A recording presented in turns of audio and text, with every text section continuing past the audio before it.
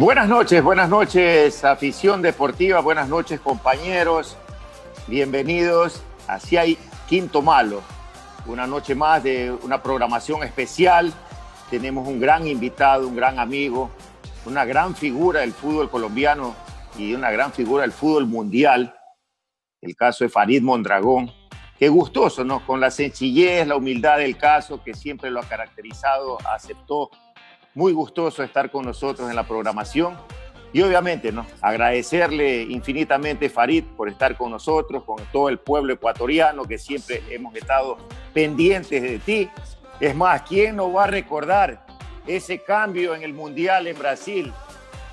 Sale Ospina, entra Farid. Nosotros como ecuatorianos nos sentimos orgullosos porque en ese momento Farid batía un récord en cuanto a la edad mayoritaria que ingresaba un jugador a nivel mundial. Así que bienvenido, mi querido Farid, un abrazo enorme, espero que estés bien, igual que toda tu familia, y el saludo también a Carlitos, a Nachito también, que está con nosotros, Alfredo, y ya se va a incorporar Andrés Pulso también con nosotros. Buenas noches y un abrazo, mi querido Farid.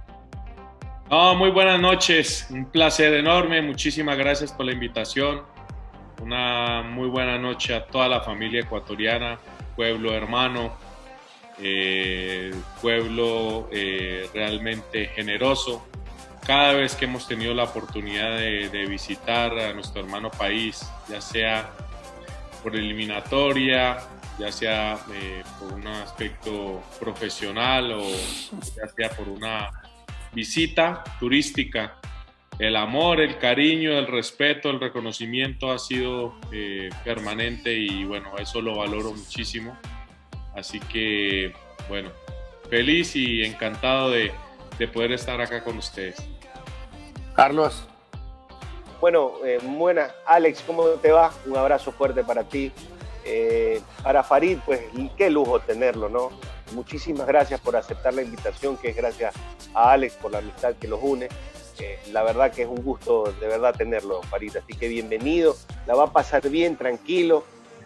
De antemano le pido mil disculpas porque acá en el panel hay un ex árbitro que nos hizo pasar vergüenza, que es el señor Iscao, y ya le preguntará algo, pero bueno, Farid, ya vamos a ir con las preguntas. De hecho, Farid, el programa se llama Si Hay Quinto Malo, y siempre aquí termina siendo uno el quinto malo. Así hoy, que ya lo vas a saber, ya lo vas hoy a saber. Es el exárbitro. Carlitos, Alfredo, ¿cómo te va? Alex, Carlitos, un placer enorme compartir nuevamente con Farid. Yo lo tuve a Farid a la eliminatoria Mundial 2014.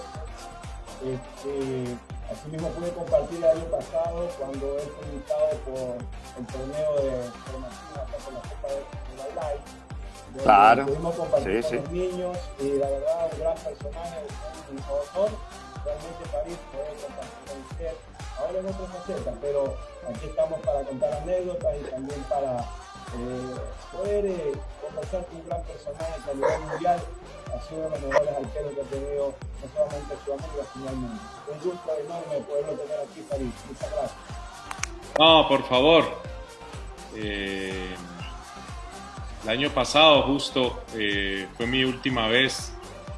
Estuve en Guayaquil. Bueno, estuve con Nico, con La Penti. Claro. Compartiendo, cenando, con mi amigo Luisito Brand también, en fin, gente amiga, gente que conozco hace mucho tiempo, me atendieron como siempre de maravilla. Conocí en Guayaquil esa parte que hay después del puente, que es una cosa hermosa. Uno desafortunadamente como futbolista a veces llega a las ciudades y conoce el hotel, el aeropuerto y el estadio. No claro. Tiene muchas veces la posibilidad de conocer partes de la ciudad, y en este caso, habiendo ido nosotros muchas veces a Guayaquil, haber tenido la posibilidad de haber ido a conocer este sector hermoso de Guayaquil, realmente quedé enamorado. La gente, el trato, el respeto, la admiración, así que bueno, como siempre, mi primer gran compañero ecuatoriano fue Luisito Capurro, Lucho Capurro. Lucho, claro. El capitán. Cerro Porteño en el año 93, justo antes de la Copa América que se hizo en Ecuador, ¿no? Correcto. Exacto, claro. Y bueno, con Lucho una amistad enorme, una muy buena relación, después de habernos enfrentado y haber coincidido en muchos otros lugares, también con Alex, Aguinaga, en fin, claro. Una cantidad de circunstancias que el fútbol te va generando a través de la interrelación, de las amistades, de tener fronteras más allá de las deportivas. Son circunstancias que te generan también con muchísima felicidad. También está con nosotros ya Nachito, que se integra al programa. Nachito, buenas noches. Buenas noches, Alex, ¿cómo estamos? Aquí ya integrados en unos temitas tecnológicos, por eso estamos aquí desde el celular integrándonos al programa. Ya está anotada la multa, no te preocupes, ya está multado, ya, tranquilo. Sí.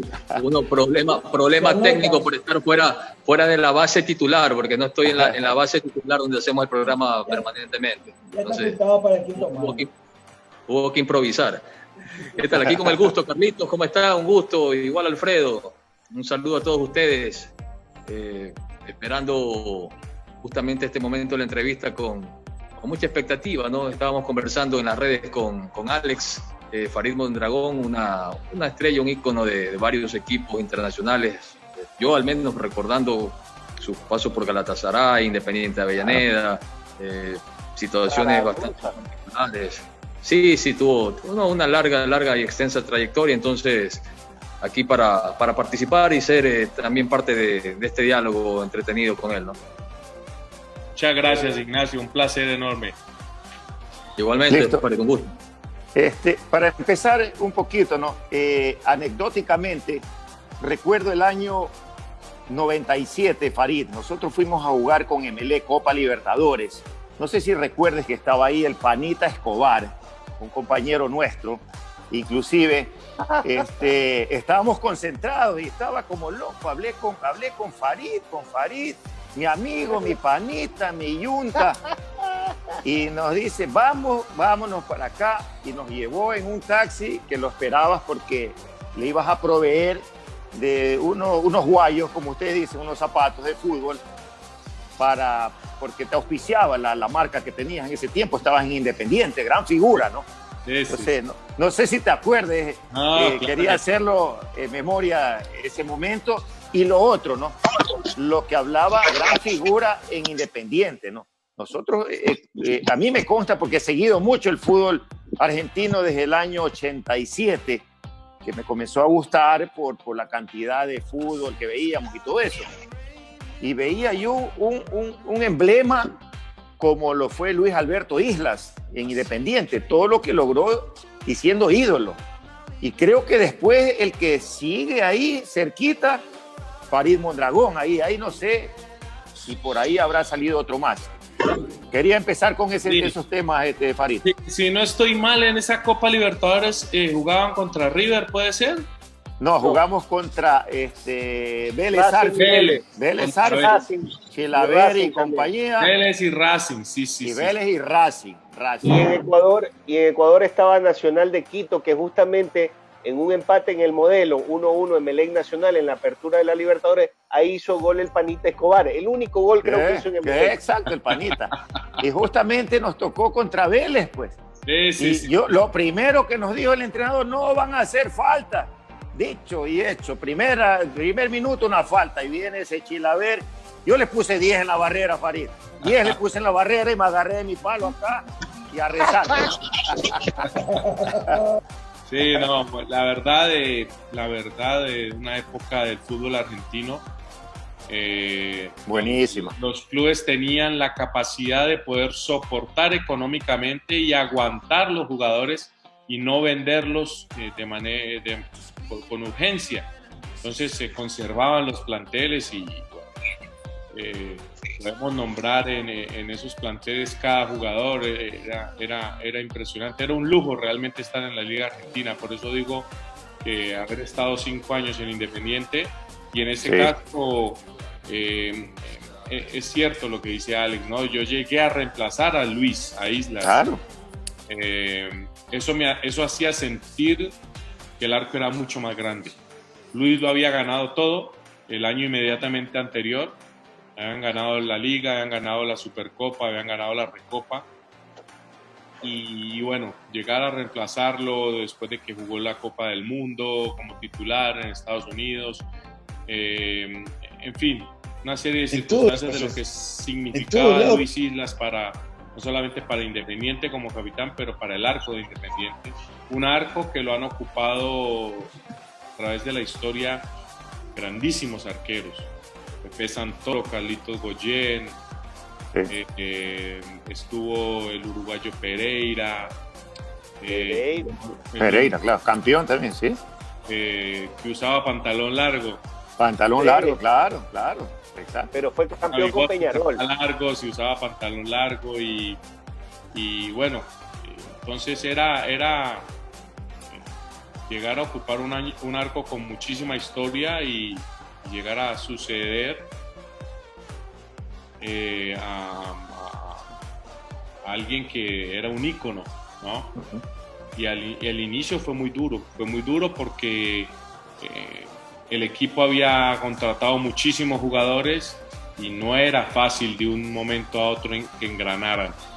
Entonces el inicio del campeonato local no fue bueno y había un ambiente político pesado y había muchísima presión. Y afortunadamente fue la Supercopa que nos dio la posibilidad de paralelo al campeonato, ir generando un alivio, era un bálsamo tranquilizante a medida en que íbamos pasando de fase, y luego al final de ese semestre terminó siendo la Supercopa la prioridad, que luego tuvimos la fortuna de poder dar la vuelta olímpica nada más y nada menos en el Maracaná contra Flamengo. Sí, bastante difícil, creo yo. Nosotros también tuvimos la suerte de tener un arquero como Carolín Morales, que también pasó por Independiente. Y yo creo que es difícil para goleros que están fuera de ese ámbito, porque tanto Argentina como Uruguay están caracterizados por tener grandes arqueros. Y creo que un ecuatoriano, un colombiano, de esta parte del continente, atajar en un torneo como el argentino, creo que tiene demasiado valor deportivo como para... Al final creo que... No decir que se hace difícil solamente llegar y ponerse la camiseta de un club, y peor si es uno de los grandes como Independiente. Claro, justo cuando yo llego también Carlitos se va. Él había estado alternando con Luis. De hecho, el último partido del campeonato inmediatamente anterior, cuando yo llego, él lo ataja. Claro. E Independiente le frustra la posibilidad de que Gimnasia y Esgrima de la Plata salga campeón. Le gana en La Plata con Gimnasia necesitando solamente empatar para salir campeón, y le termina dando ese triunfo de Independiente con gol de Mazzoni.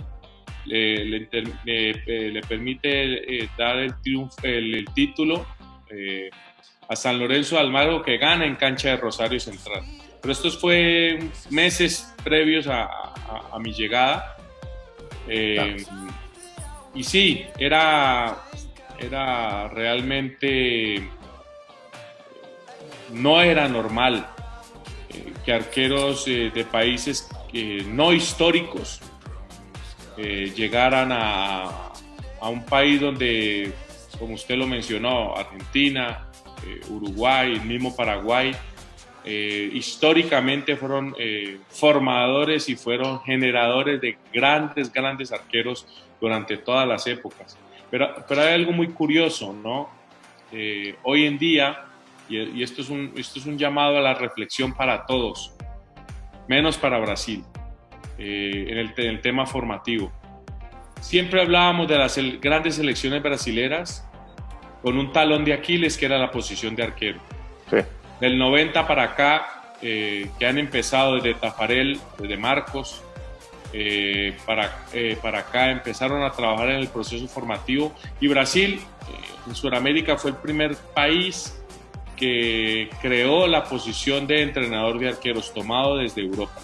En Europa lo tenían hace mucho tiempo, pero no tenían el material humano ni el talento que tenían los arqueros suramericanos. Y a partir de ahí, Brasil empieza a generar en la posición de arqueros grandes cambios muy positivos. Argentina, Uruguay, Paraguay, Colombia, que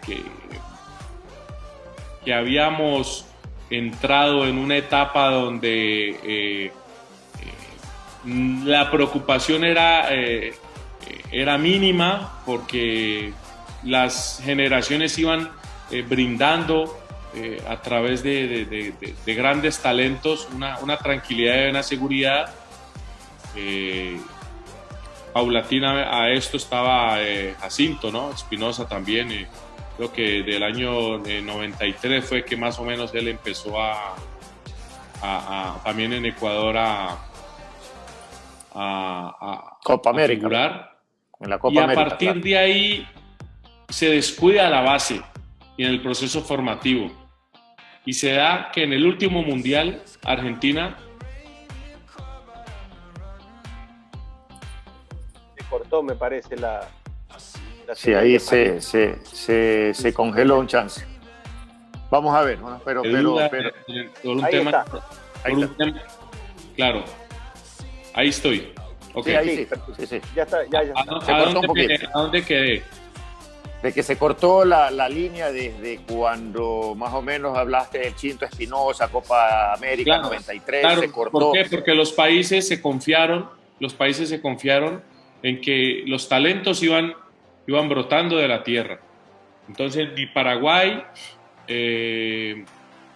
con Chilaver, con Ruiz Díaz, Uruguay en ese momento tenía Fernando Alves, que todavía andaba muy bien, empezó a despuntar Scioli, Carini.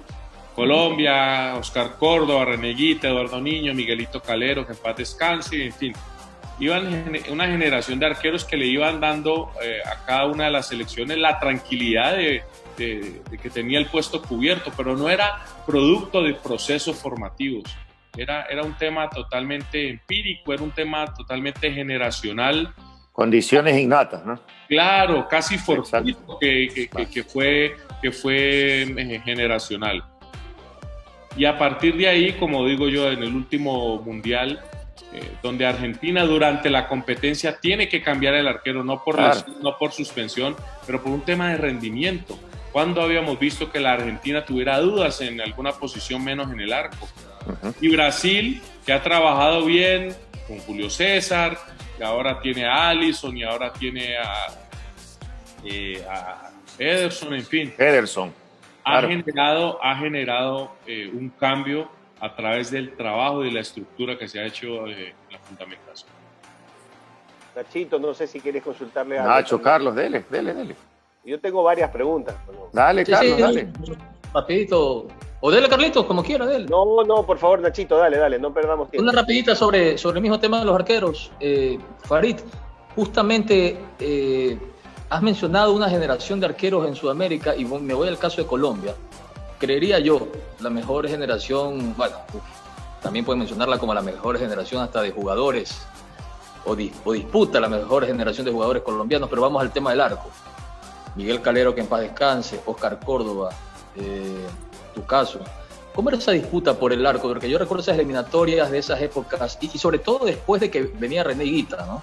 Que venía dejando la estela de lo que era René Guita, así ya con un estilo de arco muy distinto, pero como el gran arquero que fue.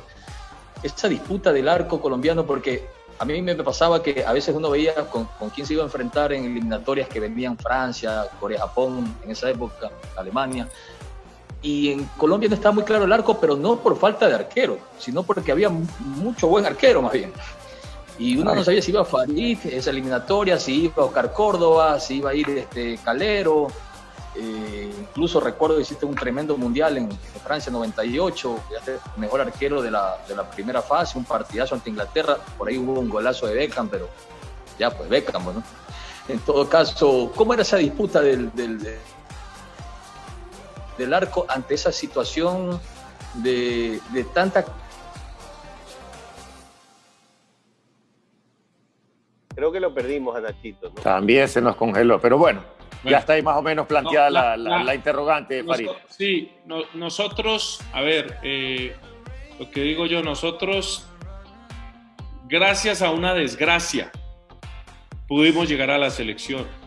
Lo digo ¿por qué? Porque en los 90 René Higuita era el amo y señor, por condiciones, por carácter, claro, por personalidad, por estilo, por rendimiento. René en el 93 sufre una lesión, una fractura de la tibia y el peroné. Y por eso digo yo que gracias a esa desgracia, cuando René se lesiona, es donde Oscar Córdoba y mi persona para esa Copa América y después para la eliminatoria, que al final termina atajando la Oscar hasta el Mundial. Pero si René hubiera estado bien, yo creo que la oportunidad para nosotros haber llegado se hubiera tenido que tardar muchísimo hubiera tenido que tardar. Son cosas de la vida, del fútbol, se nos dio esa oportunidad y a partir de ahí empezamos nosotros a través de nuestros clubes a generar el merecimiento adecuado para ser llamados a la selección.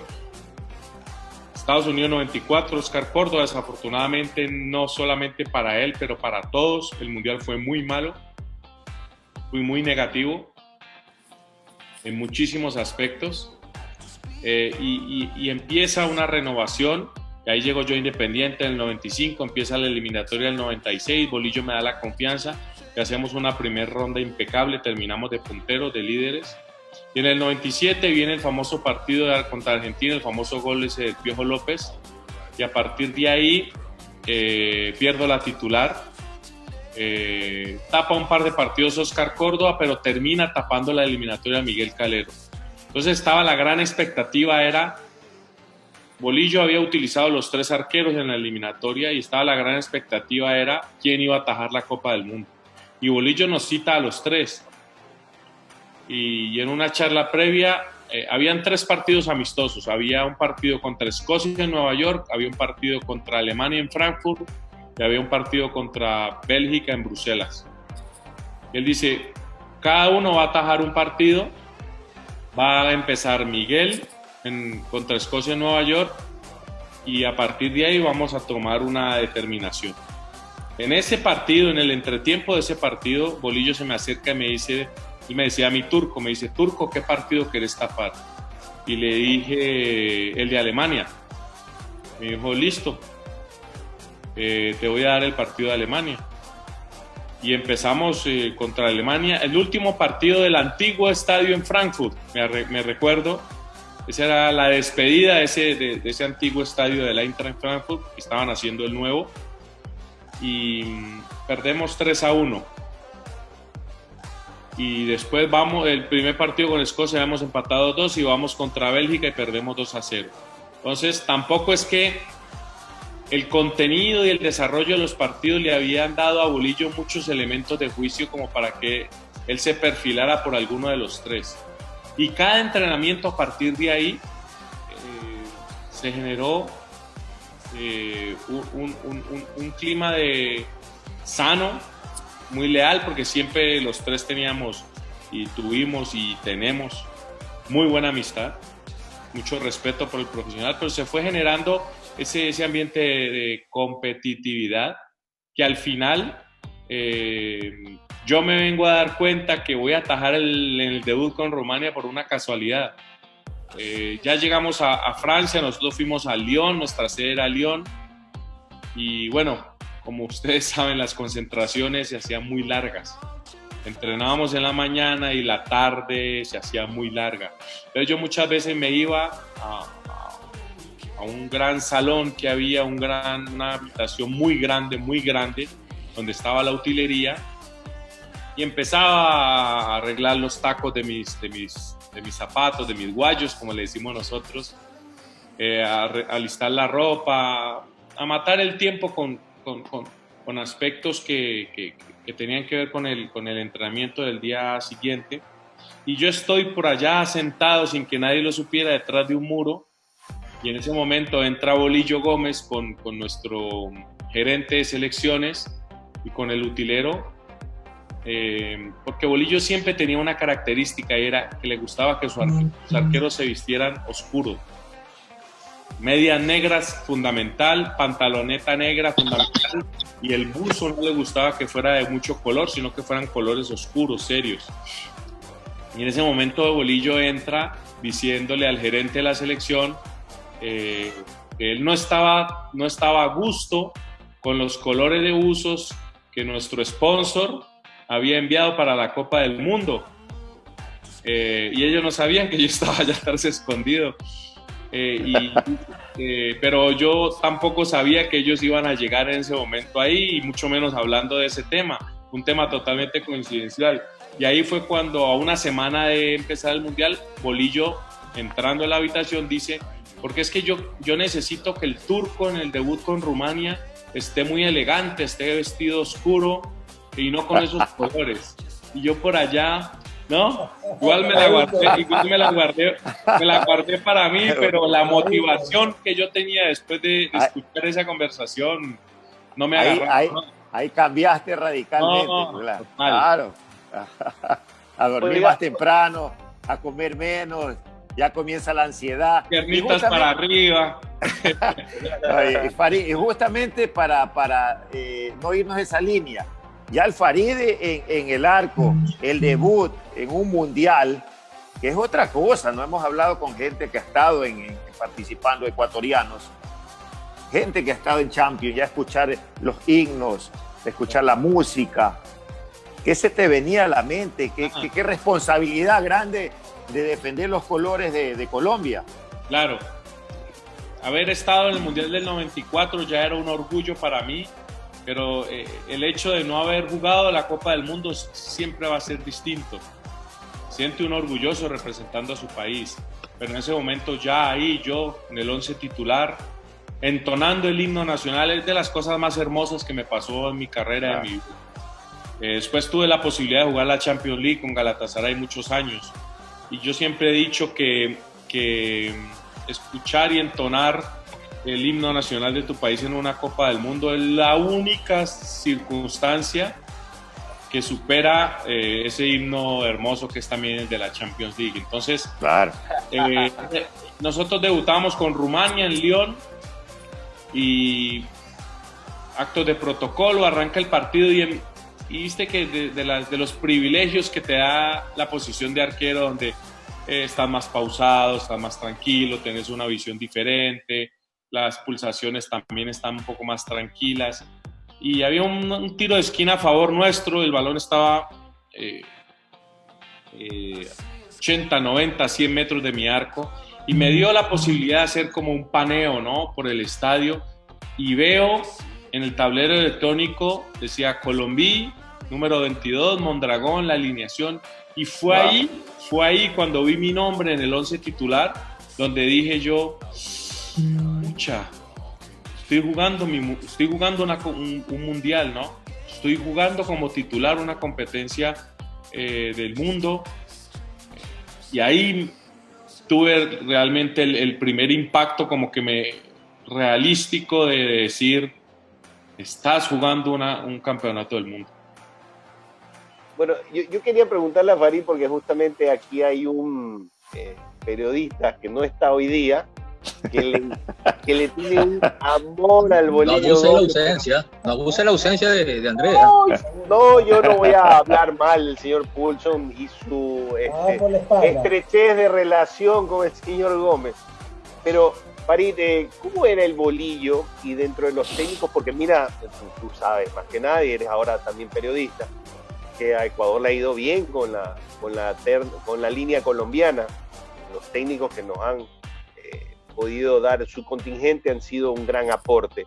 Rueda, Suárez, el Bolillo. Pero ya en su segunda venida no le fue bien al Bolillo. Hay muchas causas y razones que no vamos a tocar ahora. Pero, ¿cómo es el Bolillo Gómez? Porque por ahí se lo etiqueta como que si es un tipo que es puro verso, y que es muy anticuado a lo mejor en la táctica para los críticos, pero ¿qué vale destacar del Bolillo Gómez? ¿Y qué enseñanzas te brindó? Sobre todo en un mundial, ¿no? Porque acá nos llevó a un mundial por primera vez y la verdad que habría que elevarlo a un monumento, ¿no? Pero aparecieron las situaciones negativas en el transcurso ya de una segunda vuelta y hay detractores, y es entendible que sus críticas aparezcan.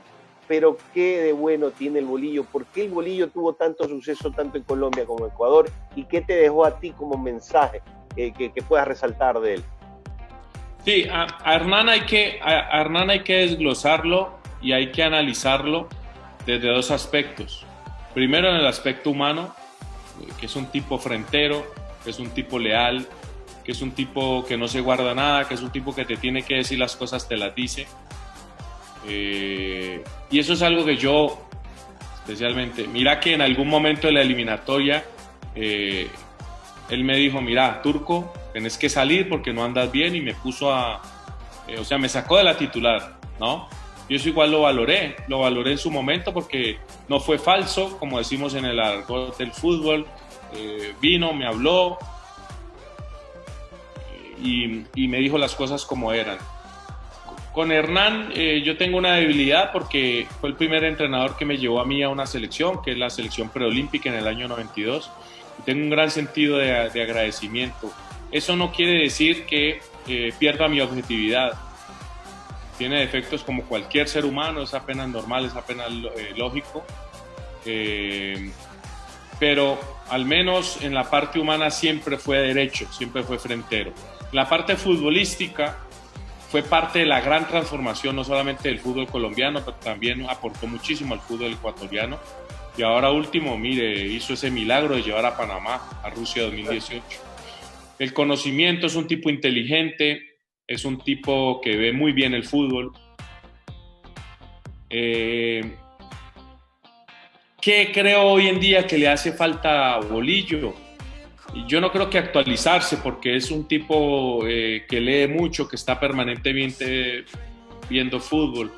Yo creo que Hernán peca a través de su generosidad y peca a través de ser una persona noble. Y su entorno, ¿no? Su entorno hoy en día creo que lo ha escogido más por un tema de sentimiento que por un tema profesional. Pero en el momento, y yo no lo culpo porque en algunas circunstancias de mi vida yo he sido también igual. Es un tipo de un corazón grande, es un tipo leal, es un tipo noble, pero hay veces que uno necesita quizá personas que no estén tan cercanas al corazón de uno, pero que estén más próximas al nivel de conocimiento y al nivel del talento como lo tiene Bolillo. Estoy tratando de ser lo más prudente posible, pero tratar de ser lo más explícito. Entonces creo que lo que le ha jugado en contra en el último proceso, especialmente en Ecuador, a Hernán, quizá es de pronto haberse rodeado de personas que no estaban tan cercanas a su corazón, pero sí personas que estaban a la altura y cercanas a su capacidad como entrenador. Alguna vez tuve la posibilidad de hablarlo y créanme que estoy esperando la posibilidad de poder reunirme con él, porque es una persona a quien le tengo un gran agradecimiento, le tengo un gran cariño. Cuando justo el año pasado estuve en Guayaquil, lo llamé, me quería sentar con él a almorzar o a comer. Desafortunadamente los tiempos míos y los de él no se cruzaron, pero en algún momento que yo tenga la posibilidad de poder sentarme con él, este va a ser un tema seguramente que vamos a tocar, porque es un gran desperdicio que un tipo que sabe tanto de fútbol, que tiene tanta experiencia, tiene tanta capacidad, es tan inteligente y muy buena visión en el fútbol, creo que eso sería un gran desperdicio que eso no lo siguiera capitalizando, porque la capacidad del Bolillo tendría que darle para que él fuera técnico de élite muchísimos y muchísimos años más. Creo que es un tema de hacer una revisión en cuestión del entorno e ir acercando a las personas, vuelvo y me reitero, que no estén quizá tan cercanas a su corazón, pero que sí puedan estar a la altura de su talento y de su más adecuadas, claro, más adecuadas para el entorno. Está clarito. Hay veces rodearse de los amigos es bueno, pero hay veces te perjudica más de lo que te favorece, ¿no? O sea, yo siempre he dicho que uno no debe tener las personas al lado que sean como el muñequito del taxi, ¿no? Que cada vez que el taxi va andando, el muñequito siempre va haciendo la cabecita que sí, ¿no? Muchas veces necesita en el entorno de uno tener la persona que le abra los ojos, que quizá no esté de acuerdo con uno, pero que te lo haga saber. Por eso yo me alejo de Uzategi siempre, por eso yo me alejo de él. Yo tenía que nombrarme usted a mí. Hoy en la actualidad es así, Farid, y en todo nivel, en todo trabajo, en toda profesión, ya no solo basta la persona de confianza, sino una persona con mucha capacidad. Objetividad. Y objetivo para que se complementen a tus ideales y tener con claridad todo, ¿no? Creo que en la actualidad merita eso. El fútbol de manera integral y especialmente para los entrenadores sí, ha evolucionado y ha cambiado muchísimo. Claro. Hoy en día el entrenador, que el GPS, que el Big Data, que el análisis de video, sí, ya los cuerpos técnicos pasaron de ser de 3, de 4, de 5 a ser de 10, de 12, de 15, de 20, ¿no? Es demasiado íntegro ya el juego. Hace muchísimo tiempo, en la parte emocional y en la parte social, el fútbol pasó de ser patear una pelota y meterla dentro de una... Mucho más hasta científico. Así es. Esa parte científica, ¿es bueno o malo, Farid? Tanto involucramiento. ¿Te parece que es mejor? Es bueno en la medida que se sepa manejar. Manejarlo, ¿no? Claro. Pero la información sin conocimiento, ni lo uno ni lo otro solo. Yo creo que es un muy buen complemento. Pero tener información sin el conocimiento, ¿yo qué saco con saber que mi número 10 corrió 7 kilómetros, que el mapa de calor dice que se mueve mejor acá, que el equipo está recuperado, no está recuperado? Tener un análisis del contrario. Si yo no sé como entrenador transmitirlo, plasmarlo, transformar esa información en algo positivo para mi grupo. Me voy a otro lado, a otro entrenador, Farid. El tema de Pekerman, ¿no? Que a su llegada tuvo muchos contratiempos, inclusive, ¿no? A veces el colombiano, con tanta cantidad de excelentes entrenadores que inclusive estaban afuera, muchos de ellos, no veían la posibilidad de que ingrese un extranjero a pilotear la selección absoluta. Llegó Pekerman con sus ideales, su cuerpo técnico, todo, y fue cambiando la mentalidad y la idea del colombiano hasta el punto de que fue tratado de lo mejor. Y vamos a eso. Y lo otro, Farid, el tema tuyo, personal, las consideraciones, me imagino, hacia él, de darte esa oportunidad en pleno mundial, de por lo menos jugar unos minutitos, que creo que para ti fue un gran orgullo también ingresar de esa manera. Sí, mire, haber tenido después de casi 30 años, 30 y pico de años, para nosotros como país, después de haber regresado a los mundiales en el 90, de haber estado en 3 mundiales seguidos, y haber tenido después de 35 años nuevamente un técnico extranjero, fue un shock, fue un golpe, ¿no? Pero también fue un shock y un golpe haber estado 16 años ausente de una Copa del Mundo. Así es. Estábamos ya acostumbrados después del 90 que Colombia era una fija. Después de Francia 98 pasaron 16 años, 4 eliminatorias, 4 mundiales, donde Colombia estuvo ausente. Y el inicio de la eliminatoria, que fue primero Bolillo Gómez en la Copa América de Argentina, que le fue muy bien. Luego el inicio de la eliminatoria con Leonel Álvarez, y a partir de ahí llega José, un tipo con toda la experiencia del mundo, un tipo inteligente, un tipo con gran manejo de grupo, un tipo con experiencia en selecciones, y agarra a un grupo con un talento inmejorable.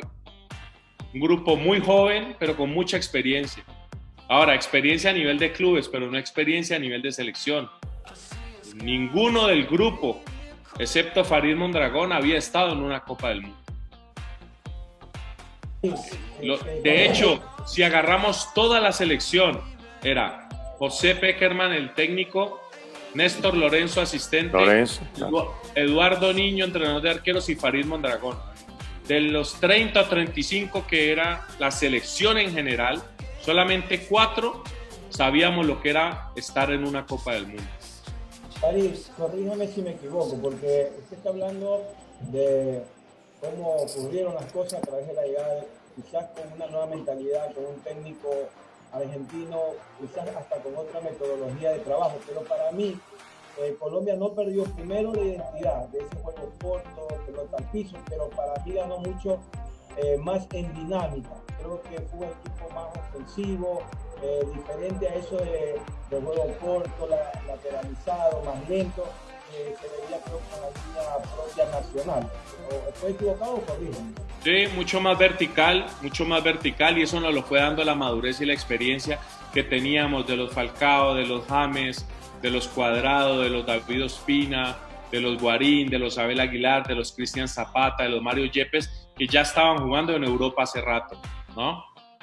Entonces eso fue un ingrediente, un plus que José lo supo capitalizar.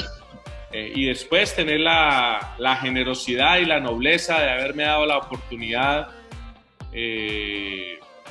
Bueno, yo a José no solamente le profeso un gran respeto, un gran cariño, pero un agradecimiento enorme por haberme no solamente incluido en esa selección. Cuando por primera vez me llamó, me dijo: yo tengo mi arquero titular, pero acá necesitamos de todos y necesito a alguien de experiencia como usted. Yo le dije: profe, cuente conmigo, no va a ser un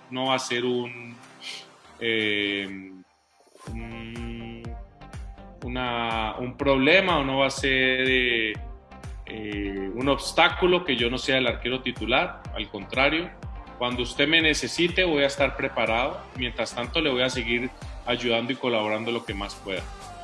Y así fue, se fue generando una relación de muchísima confianza, en un grupo donde afortunadamente había una ascendencia, había una aceptación, había la capacidad de escuchar a los mayores, y bueno, al final puedo decir que fui parte, con mucho honor, de esa selección que hasta ahora ha sido la selección que en historia de los mundiales ha llegado mucho más lejos, ¿no? Que ha hecho historia. Farid, y eso se dio, Farid, rapidito así, se dio por circunstancias de entrenador, o lo planificó. Cualquier rato te meto, Farid. La única vez que él me lo había mencionado había sido recién llegado. Nosotros estuvimos concentrados en la sede del Sao Paulo, y la primera semana llegamos al Mundial, ni siquiera la Copa del Mundo había iniciado. Yo andaba con una molestia en una de las pantorrillas. Me dijo: ¿cómo está? Yo le dije: mejorando, profe. Me dice: bueno, tenés que ponerte bien, porque todos tenemos la ilusión que rompas el récord, pero nunca más se tocó el tema. Ahora, cuando llegó la previa al partido con Japón, cuando ya habíamos ganado los dos primeros partidos, ya estábamos clasificados, el periodismo le preguntó a José que de los 8 cambios que había hecho, ¿por qué no estaba incluido yo? Y él respondió de manera muy coherente, muy correcta: dijo: porque acá vinimos a hacer historia como equipo y no de manera individual. Ya faltando 15 minutos, cuando él había hecho 2 cambios, faltaba un cambio, y Adrián Ramos tenía calambre. Entonces Néstor Lorenzo se acerca y le dice: José, Adrián tiene calambre, hay que hacer un cambio. Y José le dice: no hacemos más cambios. Yo escuché esto y bueno, dije: aquí va a llegar a mi oportunidad. En ese momento el partido iba 2-1 a favor nuestro, y faltando 8 minutos, después de una gran asistencia de James, un golazo Jackson Martínez, cuando marca el gol, él se da vuelta y me dice: dale que entras. Y es ahí cuando se produce. Oiga, Farid, en esa selección Colombia del 98, no la de Brasil, tuvo a dos compañeros que anduvieron por acá en distintas épocas del fútbol ecuatoriano. Uno vigente, ¿no? En Barcelona, que es el Pipa, tremendo Pipa, claro. Y el otro es Hamilton Ricard en el 2004 en el Emelec, jugadorazo. Acá la rompió en el poco tiempo que anduvo. ¿Te mantienes en contacto con ellos? ¿Cómo están? ¿Qué has sabido de la vida de jugadores que tuvieron su sello aquí en el fútbol ecuatoriano? Bueno, a Anthony lo vi hace poco, que hicimos un partido de leyendas acá. Ricard sí creo que vive acá también en Cali. Él es formado y es hincha también del Deportivo Cali. Bueno, Hamilton tuvo la capacidad de ser figura en el Middlesbrough, en Inglaterra, ¿no? Señor. Sí. Y bueno, y Anthony es un ídolo total acá en América de Cali. Creo que en el Barcelona que jugó Anthony de Ávila, que llegaron a la final, el técnico de la Copa Rubén Libertadores. Insúa, ¿no? Rubén Darío Insúa, sí, ex Independiente. El que me preocupa, Farid, mi panita Escobar, pues no me lo nombran. ¿Existe, no existe? ¿Lo ves, no lo ves? ¿Dónde está mi panita? No, al panita hace rato no lo veo.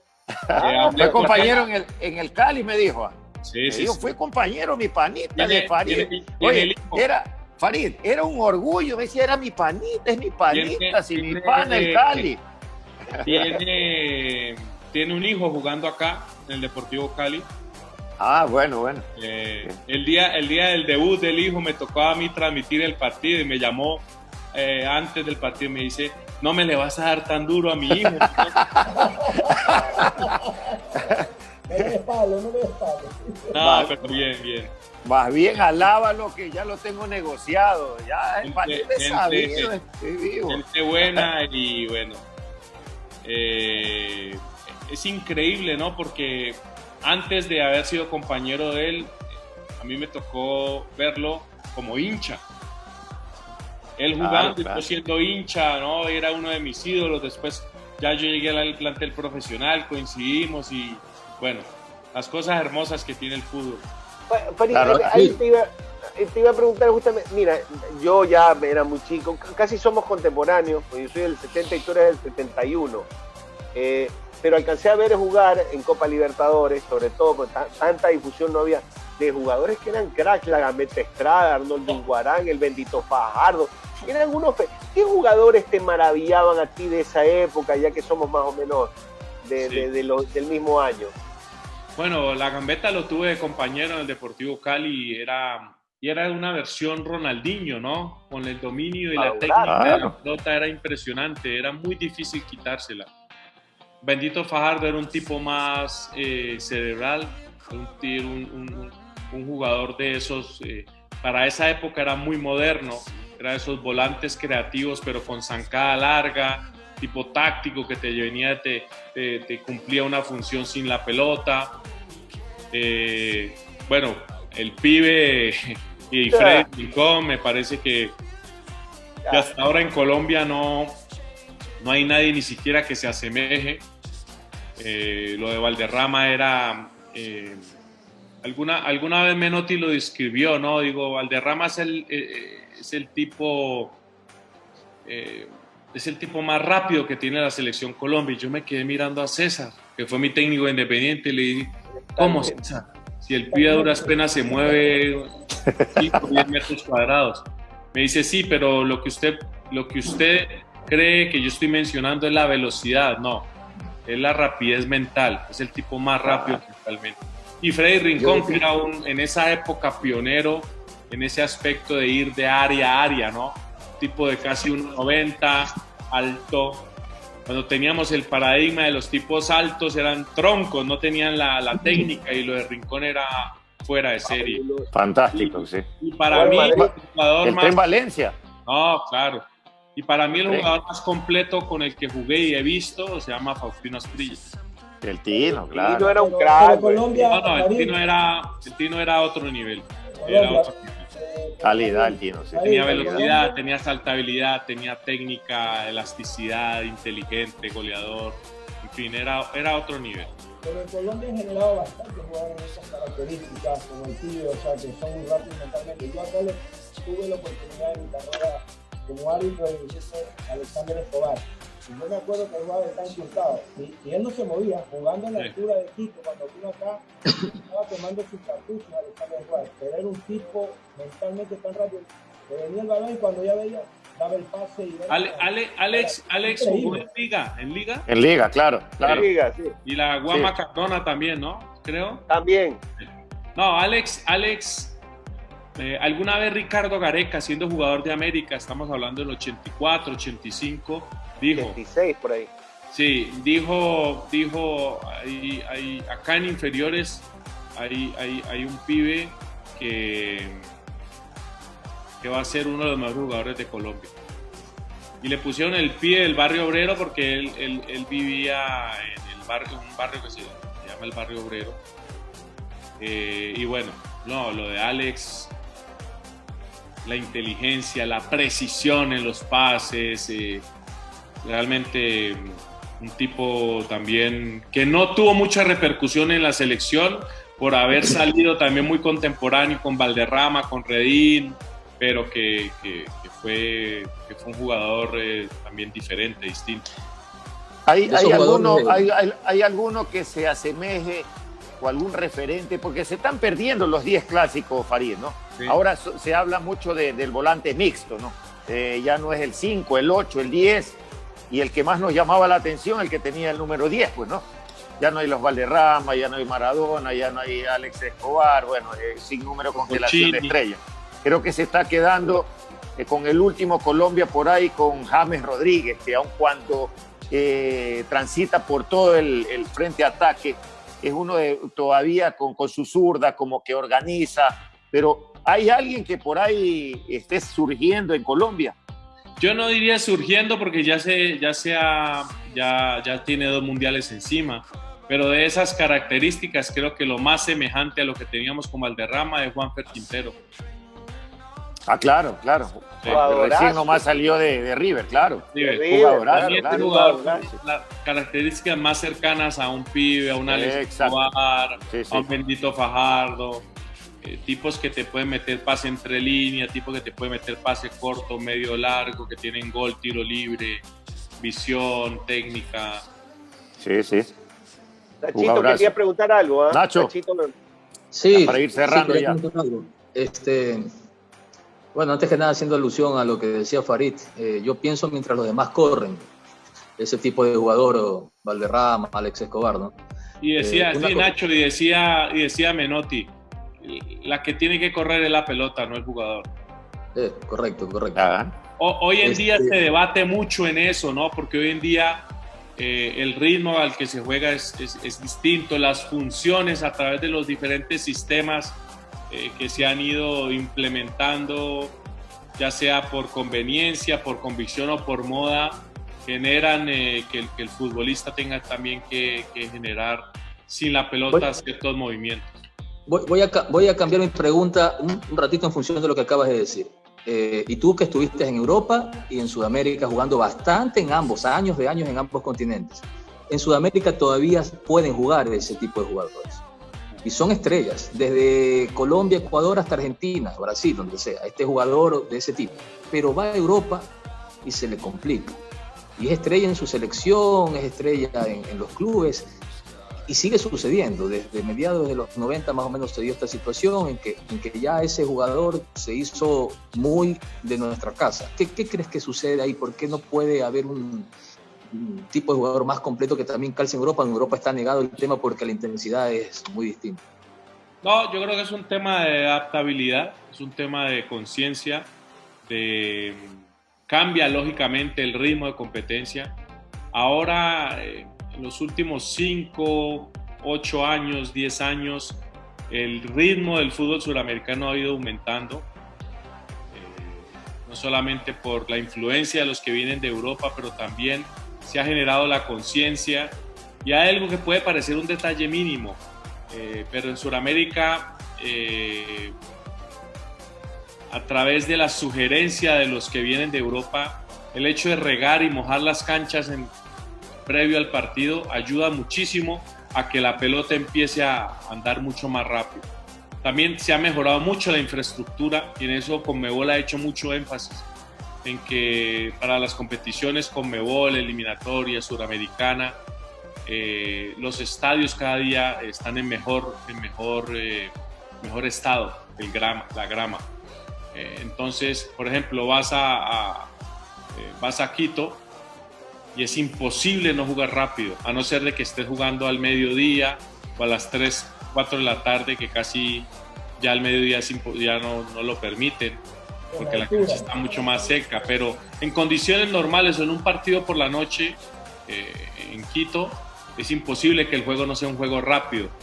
Por el estado de la cancha, perfecto, una mesa de billar, porque está húmeda, por la altura, por 1000 circunstancias. Ahora, se ha ido generando a través de eso una conciencia donde cuál es la tendencia que de los últimos mundiales, desde las semifinales hasta los ganadores de los mundiales, no hay selecciones suramericanas. Los europeos vinieron, tomaron todo el conocimiento de los suramericanos y fueron y lo adaptaron a su sistema, a su gusto, a su biotipo, a su personalidad, a su manera de sentir el fútbol, a sus necesidades o sus capacidades físicas.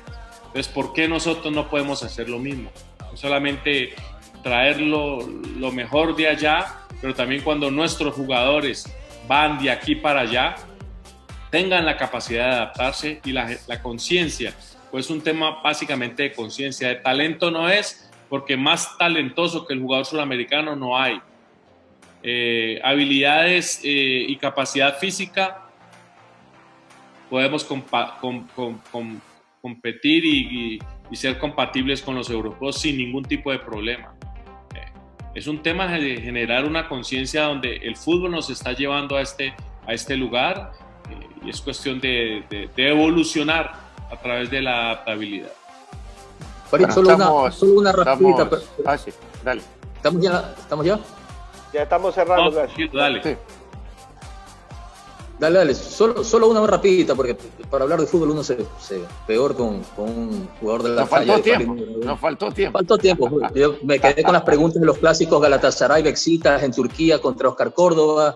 Bueno, si pateó algún penal, ya un está penal más aparte de la lo que pateó invitación para el Abel. segundo tiempo, ¿no?